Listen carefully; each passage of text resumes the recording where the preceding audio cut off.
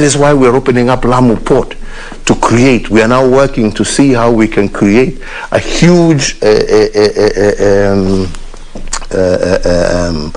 special economic zone. And we have a number of countries already highly interested in coming now to set up factories in Lamu, just as they are equally interested in setting up in Naivasha, where we have now brought the railway. And you will start to see some of these things. They're not going to happen overnight, but especially now with this lockdown, it has slowed us down. But we had wanted to see those kind of industries now establishing themselves in Naivasha. That's why we're moving the train all the way to Kisumu. That's why we're revamping Kisumu Port. That's why we want to go out and do the special economic zone, but without access, without the rail, without power, right? That's why this new resource line is going through, to bring and to stabilize power in the whole of the Nyanza and Western regions, right?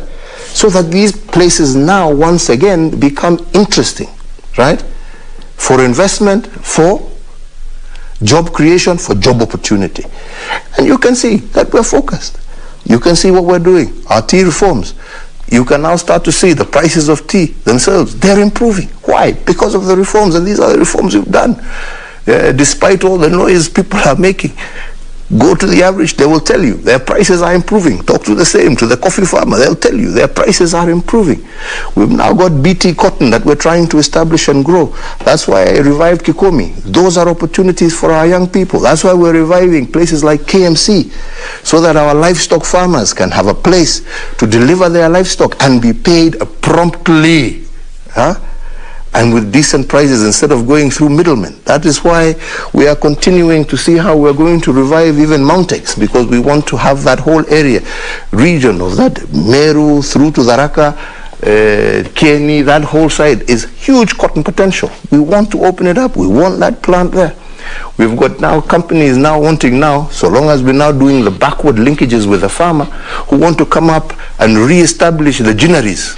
So we're not just going to be importing materials and stitching, but we will be growing the cotton, ginning the cotton, making the material, and ultimately making the clothing that we see on the shelves in supermarkets, all that. These are all creating opportunities for a new Kenya. Right? That is what we are doing out there in Konza. Go and see what is happening at Konza. We are creating that infrastructure to create our silicon, or as we are calling it, our silicon savannah, right? Again, to create a place where our minds, our high-tech kids who understand this business have a place to be able to outreach and be able to take advantage with all the necessary infrastructure around them.